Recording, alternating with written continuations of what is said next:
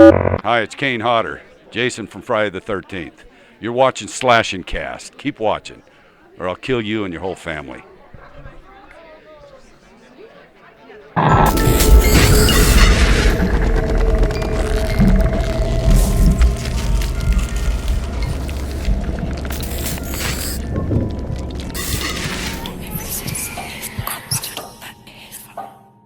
What's going on, horror fans? Welcome back to another episode of Slashcast. My name is Riley, that is Griffin, and that is Nick. Before we get things started, real quick, make sure you check out our streams. We just had a what we would call a drunk sponsor-a-thon. Donate to drinks and sponsor keep the time going. That's fun. We're going to try doing more, at least once those, one time a month. We're trying doing those because with streams, we try doing throughout the week, but with school, you never know. Yeah. Things are hectic. Griffin's got to work all the time.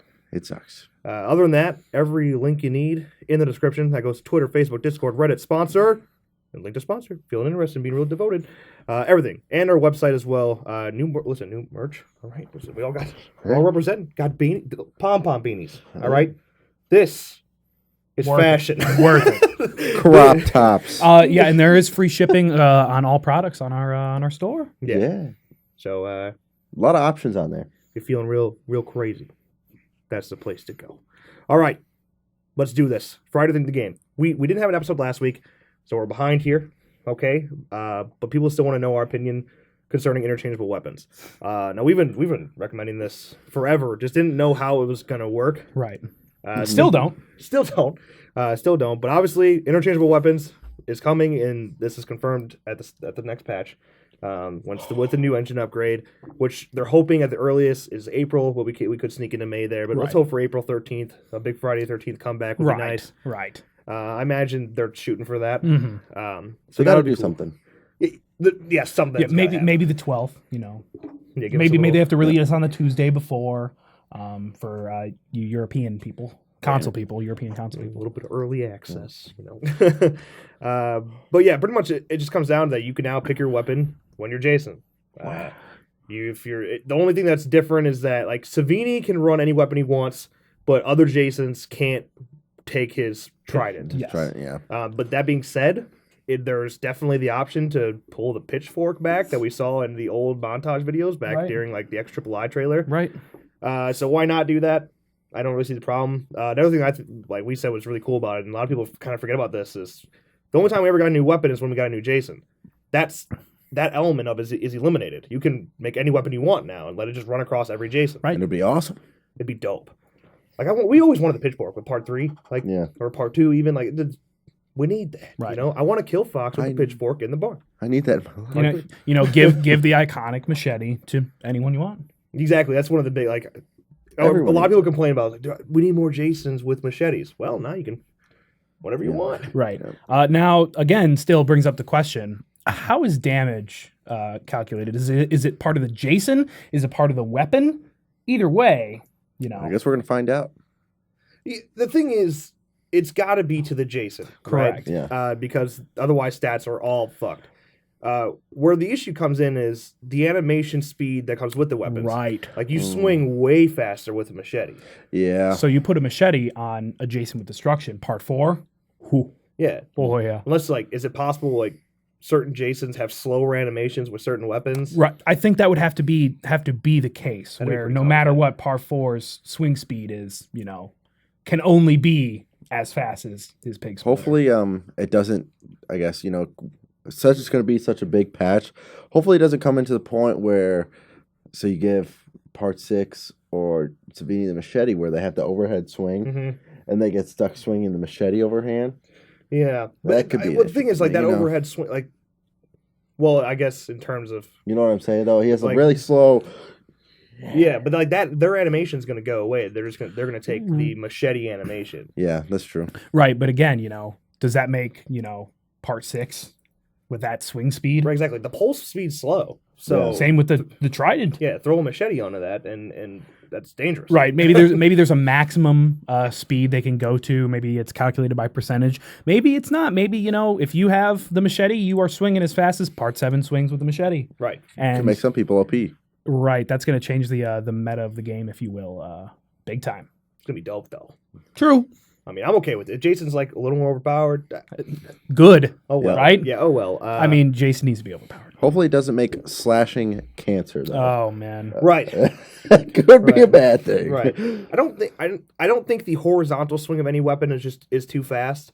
We see it with part 4. Like you can't get any worse than part 4. Like that's it. Like destruction with the pitch or the pick splitter is I mean that messes you up pretty fast. Right. Yeah. So now that good thing. People don't want to buy the part 7 kill pack. Right. Because part 7 is the weakest Jason. Right. But now that any Jason can use the machete, they were smart. They named part 7 machete kill pack. Right. So now, you can buy that kill pack and it's not just for part 7. You can use those kills across any Jason, which, and those kills are dope.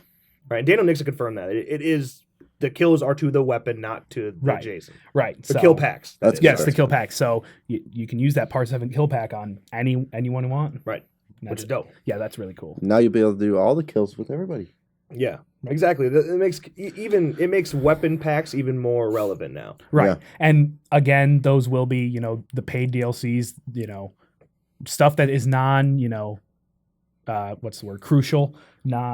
It's not, you don't need them. You don't need them. You don't need them. You can want them. You can buy them. People are saying, "Oh, just make them unlockable." The game needs to make money. Yeah. Yes, the game has made money, but if you want to continue to see this game be online, if you want to see the servers up, gotta pay. Right. And we get so much free shit already. Yeah. A few bucks here and there is not a big deal. Yeah, wasn't there like a total of $12 in DLC so far? Yeah. I think so. Yeah. I mean, all Jasons are free. All maps right now are free. Mm-hmm.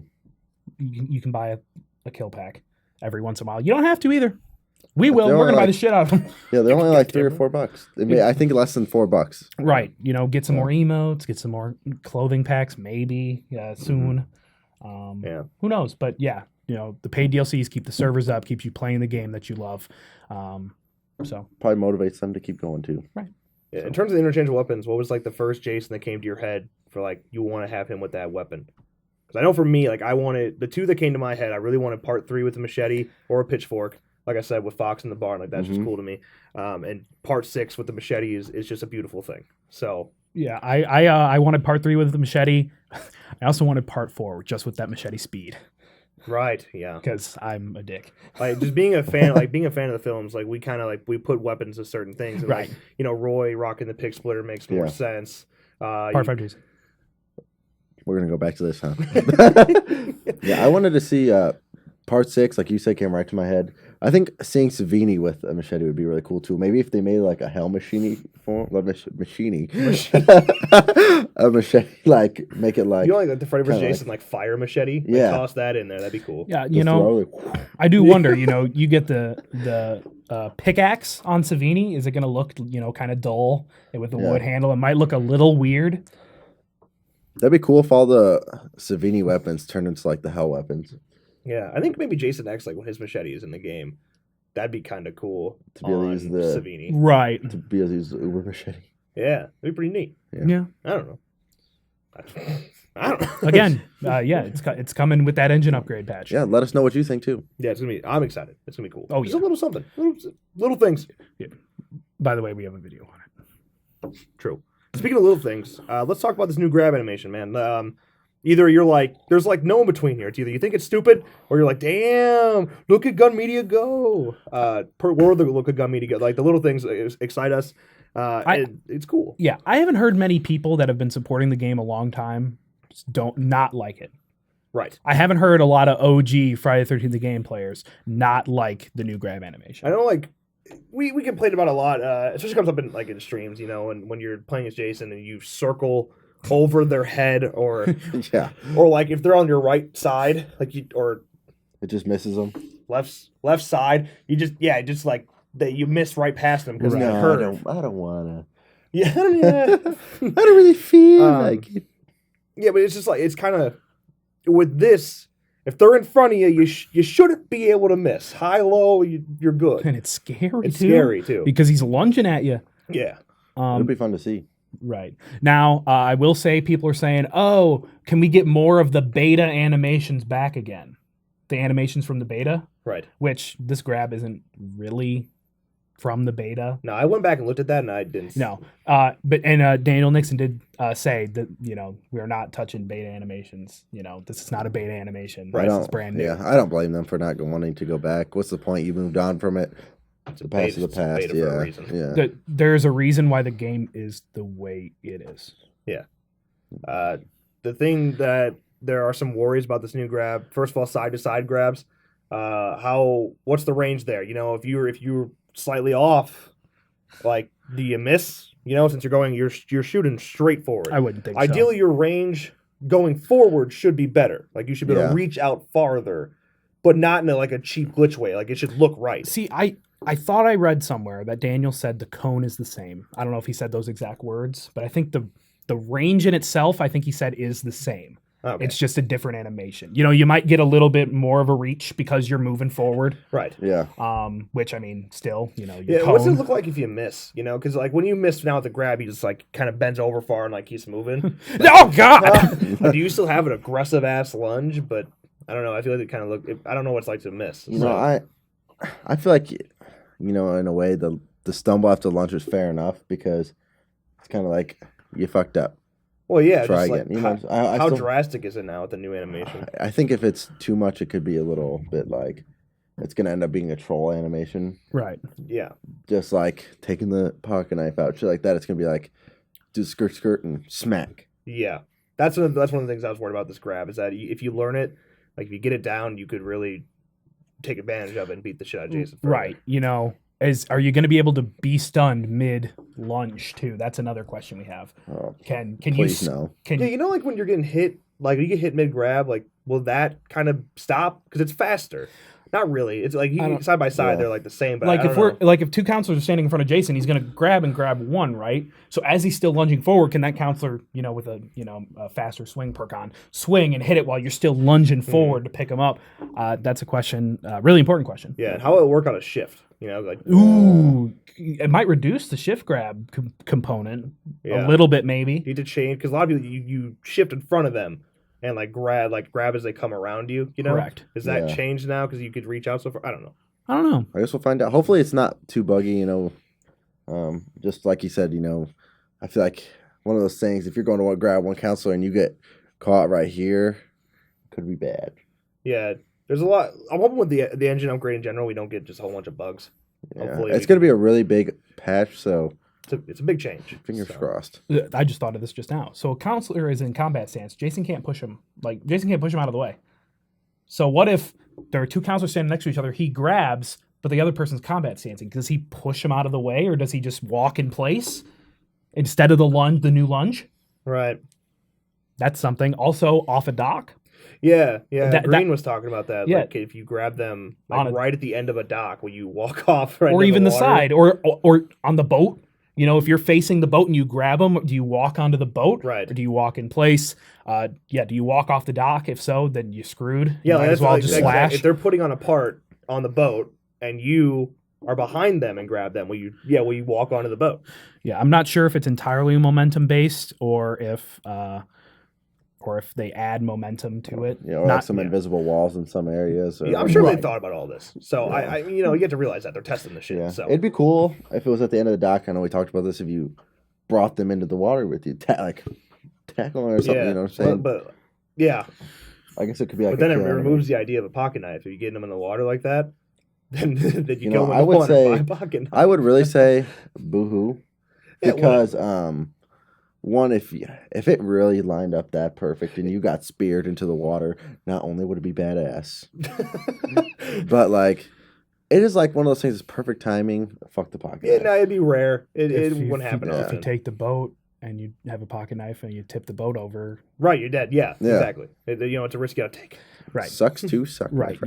So yes, that's something we're really looking forward to, and it's coming in the new engine upgrade. Yeah. Last little bit of F13 news here. Gun media, a lot of Wes and Daniel tend to stop by on our streams every once in a while. First of all, guys, if you're listening, which you obviously are, we appreciate the hell out of that. That's one of the coolest things when they stop in. All of our fans love it. And to answer a few questions, you don't have to do that. But they take the time. Don't have to come into our stream. Yeah, but they do. It's cool. It's a really cool thing. We appreciate the hell out of that. But Daniel came in during our drunk stream, which I tried really hard not to act drunk. Just so you know, Daniel, I did my best. But he said that there is a lot of news that they're dropping the next few weeks. So he's get ready, right? Get your editing fingers on. This patch is going to be huge. Yeah, The next It's going patch, to be game changing, life changing, because I'm going to be addicted to the game. Yeah, but Daniel also did say that Grendel is not, of his knowledge, now who knows, he's community manager. I don't know how he is with, how close he is with Ilphonic. But he said, as of his knowledge, Grendel and Uber Jason will not be in this patch. Fine by me. as well as confirmed dedicated servers won't be in this next patch because you need the engine upgrade patch to have dedicated servers work. Yeah, but they should ideally be slowly In the next patch. Right. We're going to get so much in this next patch.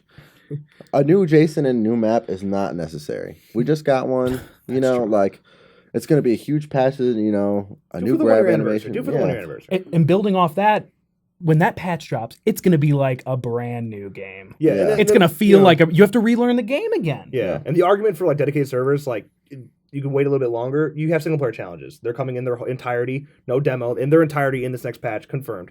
So, you just do those and then come back to when dedicated servers are Exactly. there. Right. They give so much. Just get off their back, let them do their thing. And plus, I'd rather spread out the content than do it all at once. Yeah, if you get it and all, then then you have nothing to look left. forward to. You have nothing to look forward to, exactly. Right. We only have so much content left. And with this engine upgrade patch, it's going to feel like a new game again going into the summer where, we spend all day playing. Yeah, got a lot to look forward to. Kids, that somehow get their hands on this game, are going to have summer break. They're going to be playing too. A lot of new players, I imagine, this summer. And it's going to feel like a brand new game. The people that have been waiting for single player challenges are going to finally get the game that they've been wanting with a full game is their argument. Right. Which I understand. Got to save some money, but it's going to be really fun. These next couple months, it's going to be worth the wait. Yeah, and we'll be covering it all. Subscribe to notifications on so you don't miss a video stream in the future. But yeah, that's pretty much our F13 talk of the day. Let's go ahead and move on. These next few topics we're going to go through relatively quickly, but we're going to give you the news and we're going to give it to you well, I think. Halloween, man. Halloween 2018. We super pumped for it. Okay. It's Lifelong dream come true. Yeah, dude, it's a miracle that's even coming. For all sure.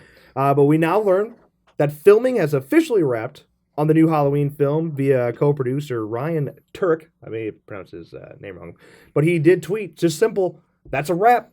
Yeah. They did it. Then, Jamie Lee Curtis talked about it a little bit in her last day on set. She tweeted out some cool pictures too with Judy Greer and Andy Malachek and cool stuff. Yeah, we were worried. We were like, oh, Jamie Lee Curtis is already wrapped, and we were like, oh wow, that means she must not be in that long. Well, what? And the whole film wrapped. It was like about 2 a days week, later. maybe a week later. Dude, it was like 3 days. It was not. Yeah. Yeah. Yeah, exactly. I feel like this film shot very fast. Right. It's a horror film. And there is still reshoots that are bound to happen. Oh yeah. Which it just gets me that more excited. It's like it's really happening. Yeah, it's crazy. Right. When the trailer comes out, I'm gonna shit my pants. Probably I'm gonna twice. freak out. I hope it drops while we're streaming. Oh. Like in the middle of a stream because we're gonna watch it. I'm just ooh. The chances are that it does drop while we're streaming. Yeah, I'd say so. During our break in between streams, we rush home from getting some food. And, I may cry. oh, I will cry. Quite literally. Go ahead. Speaking of which, if you or anyone you know was on the set or helped with Halloween 2018, Twitter, hook us up. Slide on in. Right. Yes, you have please. some images you want to show that, maybe you're not supposed to show, but it's okay. We won't put your name out there. Yeah, just let us know. Yep. Just slide in the DMs. We'll see what we can do. We don't gotta share anything. Just slide in the DMs. I mean, speaking of which, like those images, it's very impressive that we haven't gotten a close look at Michael yet. We've gotten one wide shot that he's way back there. way back. There's been hints. I was actually talking about Adam Wilson about this. I appreciate the info, buddy. And talking about the idea that the mask, at least so it seems, is going to be the original mask, but it's going to be aged 40 years. And they made me nervous to a degree because the look from John Carpenter's original Halloween is a beautiful thing. Flawless. Yeah, it's what I wanted. I say, like I said, I can't tell from the wide picture, but it looked. That was it. That's what I said last time. Like that looked right. But obviously, you can't tell. I'm honestly kind of happy we haven't seen Michael yet because when we do see him finally, it's going to be like it's going to be a beautiful thing. Yeah, right. But I'm worried if the mask is aged too much and it looks dumb. I'm worried about that. Yeah, I hope it's not like a Rob Zombie. They know what they're doing. Right. And we have a couple ideas in our head of where the story is going and how the age mask can make its way back into it. Yeah. It's gonna be awesome. Yeah. It's interesting because we have this idea of them going to the asylum and whatnot, like him being back at Smith's Grove. How do you come out of that and just manage to pull off the same mask? Unless you do like Rob Zombie style, he's got these fucking floorboards, but it doesn't make sense. I'm sorry if I ruin anybody's mood, ruin your guys' surprise, but I think what's going to happen is I think they said they were going to alter the ending a little bit of the original Halloween. Yeah. So maybe they arrested him, sent him back to the asylum. Right. Then 40 years later, I don't know, somebody goes there because obviously Dr. Loomis is Donald Pleasant's no longer with us. Right. Somebody goes there, like in his file or something is the mask, like shows it to him. Like an evidence. Right. Maybe it triggers something in him, or maybe he just, it's time and does it and then gets the mask back. He sat there for 15 years. And then we hear staring at the wall, looking at the wall, looking past the wall, looking to this night. You're welcome for that. You just saying that, like, I'm so ready for the score. I'm so ready for the score. Oh yeah, like I can hope Carpenter taking that original music. Carpenter taking the original music and remixing it's going to be a great thing. So. Oh, definitely. That's going to be so. This is one of the few bright spots in horror this year. Another one we're going to talk about in a little bit. Yeah. But yeah, Halloween definitely. Obviously on our top anticipated. I'm already giving it a 10 out of 10. I haven't even seen it yet. Speaking of which, we're going to be seeing it. I was about to say the same thing. Right. Go ahead. You say it better than I do. Oh wow! Thanks, dude. We will be seeing it in Chicago at Rosemont 18. So if you're in that area, we will be doing. We're trying to do a half-ass Slashcast meetup there. We're gonna get dinner beforehand. But right in the lot there at Rosemont 18, we're gonna hang out with some people and partay. And eat. All you guys are welcome. Yeah, be fun.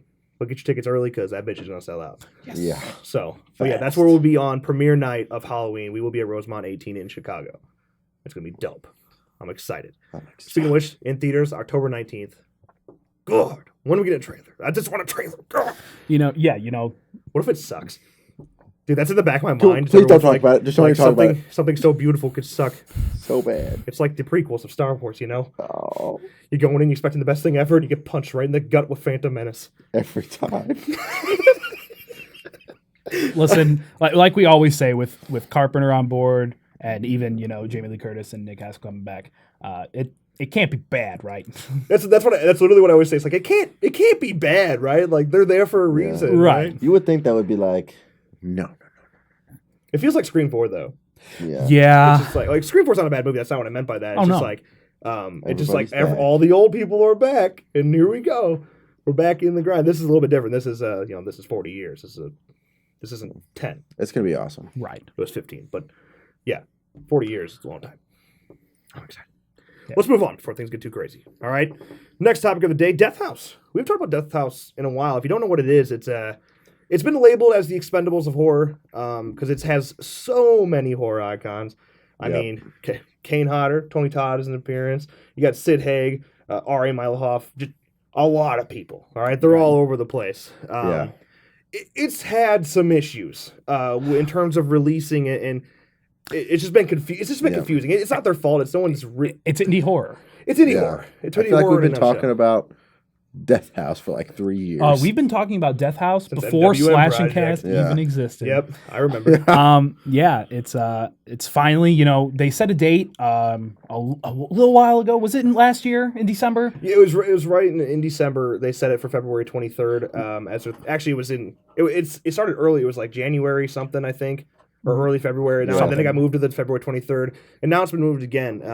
And it's weird how it works. I will go over, more in detail why this happened, but it will be coming to Netflix and Redbox and some other like foreign platforms in April. No lock date, but in April. That's pretty cool though. That is really cool. Especially, because of the clusterfuck, I guess, that has been going on with theatrical release. Everybody, a lot of people have Netflix. Yeah, exactly. Right. And then after that, you got your Blu-ray, your DVD, your home video release. That's going to be coming on June 5th. Unless something goes horribly wrong. But that should be it. Right, that should be locked. Yeah. Now, in terms of theaters, which you got to be grateful in general that this independent horror film got a theatrical release in general. Right. Yeah. And that I forgot the distributor's name. I feel bad.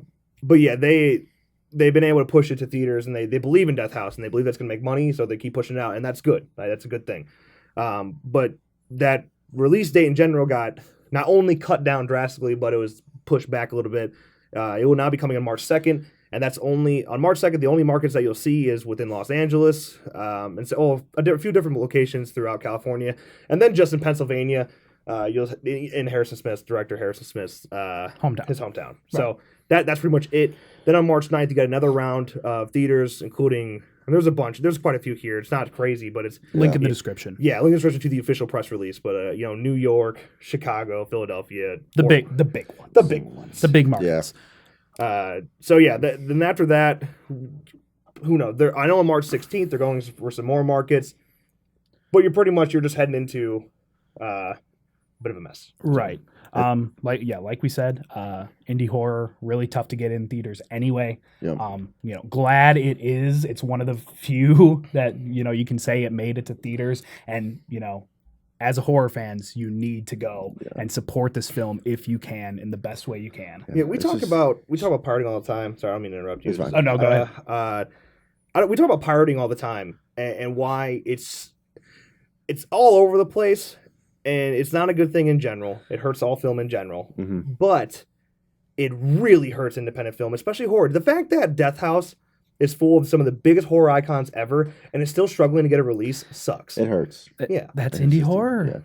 Yeah. But you know what? The fact that it's be able to play in theaters, it's pretty awesome. If anyone was gonna make it to the theaters, this one deserves it, just because look at the names. Like, these are the people that we look at and we're like, these are the icons. Are my heroes. These are the people you've been watching for how many years? Right. So please go spend the money on the ticket, because that just opens up the opportunity for more independent horror films to get put into theaters. Yeah. Right. You need to go and support if you can. Prove that this film deserves to be in theaters. If not, buy the Blu-ray. Do not steal it, please. People, especially with Victor Crowley, have been saying that they've been pirating it, and even directly to Adam Green, which is fucking douchey. They tag Adam Green and hey, Adam, just saw your film illegally, loved it. Where's Hatchet 5? When Adam roasted that dude, he deleted his film. Attaboy, yeah, Adam. he said you really expect there to be a Hatchet 5 when you don't support the fourth one. Yeah, there won't be a Hatchet 5 if you don't buy the fourth one. And the thing is, I've also, people like in our comments are like, they're rich, they're well off without my purchase. Not rich, man. Adam Green is not rich by any means. That's the Hollywood cliche. That's just like people are like, oh, he made a movie, he's got to be rich. No. Doesn't work that way in independent filmmaking. No, especially sorry to take it back to Victor Crowley, but if you've heard the story behind the making of Victor Crowley and what it took to make Victor Crowley, ask any one of the actors for a range of how much they were paid for that movie. Yeah, Kane was probably paid the most, and Kane's a big hoss. Kane's a big deal, and he gave us a range. Of course, he didn't tell us. He gave us a range. He said, "No, we did it to support our friend." Yeah, we did it for Adam. We didn't do it. Exactly. So wrapping it back to Death House. Yeah, these horror icons are in there, but some of them, we haven't seen in a while. They're probably not very rich. Harrison Smith, again, not 100% sure on that. They're not mansions, couple mansions here and there. Yeah. Indie horror needs to be supported. Legit, the most successful one you're going to see in Death House is Kane. Right. All right. And Kane, that work comes from being a stuntman, and a very, very, very good one. Right. So also, if you like Death House, but you don't support it, you don't go buy it, you like Harrison Smith's, writing and directing, he might not get another opportunity because he won't have enough money to spend to do another movie like this. Because you think about how much it takes to get these people to appear on screen for you, and it's a lot. I wonder what I don't know what the actual budget is for Death House, but it can be. Honestly, they're probably really generous in terms of what they're getting paid. In like think about it. You have the biggest horror icons of all time in one movie. You got to spend some money to get them there. I'm sure that they all agreed to do it, because of their love for the genre. Right. But Gunnar Hansen's death wish. It was kind of right. It was it was his final goodbye. So. Right. we bought Victor Crowley. I don't know how many times between all of us. We're gonna buy Death House so many times just between us. It's I mean, being horror, indie horror, because it affects us. Production ourselves. It affects us. You know? Not really, but like it kind of does. It's kind of terrifying. So it is coming to VOD, by the way. So we will be giving away some VOD copies of it. So if you really don't want to spend it that bad, try be patient, I guess. Right. Yeah. I did want to say the moral of the story is what's going on here. Why did this happen? Why did they get pushed back? And it came down to Black Panther, and it's one of those stories of the rich get richer, and the poor get poorer. Right. Yeah. Black Panther deserves all the credit it's it's getting. fantastic. It's amazing. Personally, we haven't seen it, but looking at all the reviews and everybody that's number one movie in the world have right told now. us it's quite amazing. But you know, again, the rich get richer, the small guy gets screwed again, and Death House got screwed. Yeah. I'm impressed how calm Harrison's been about it.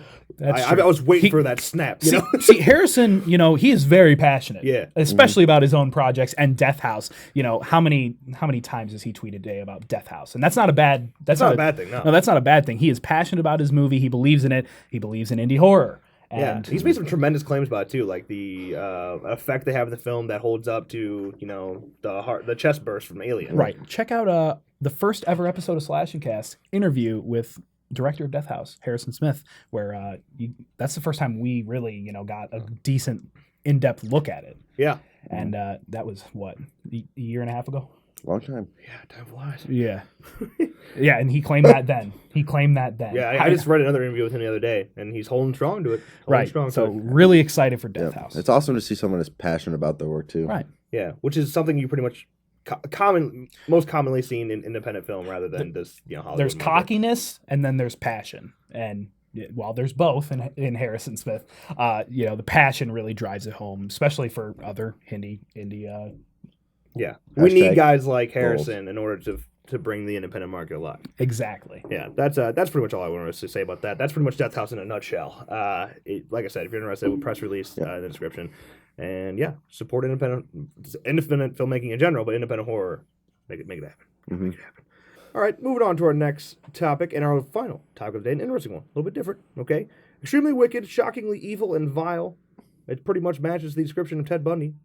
That's very true. Yeah, pretty accurate. In case you're wondering, Zac Efron is playing Ted Bundy. All right, and in this beautiful, it's got to be a big deal in general because it's Zac Efron. Right. I think it's going to bring a big audience in because of that. Of course, I'd want. Yeah. Listen, I could look at Zac Efron all day. Yeah. I ain't gay, but I could be. he makes me want to be. Sorry. Listen, I'm not judging. All right, don't judge me. I ain't judging you. But okay, extremely wicked, shockingly evil, and vile. It's a chronicle of the crimes of Ted Bundy from the perspective of his longtime girlfriend Elizabeth Clover, who refused to believe the truth about him for years. How do you miss it? You know, exactly. I've said it before. I've said it after. All right. How do you miss it? Like I said, I wasn't there. I ain't judging you. Don't judge me. I think it's an interesting point of view to tell the story from. It is. You know, you're not just stuck with. It's different because it's weird when, you know, seeing a murder. You heard the stories of Ted Bundy over and over and over again, but the people around him, you miss a lot, and it's interesting to see somebody that's you're dating him for a long time and. Right. Psychopath. Right, you know. Question, how long is Zac Efron in this movie? You know, he's probably not even, you know. Yeah, he's the main selling point, but, you know. Yeah. He might not even be he's definitely top billed, but, you know, in theory, he shouldn't be top billed. I don't know, we'll see. I don't know. Yeah, it's definitely going to be interesting because you're going to get scenes where she's just, you know, she's snooping, Yeah, I imagine. It'd be kind of interesting to see where they're going to start this story off, before the murders, like during, or...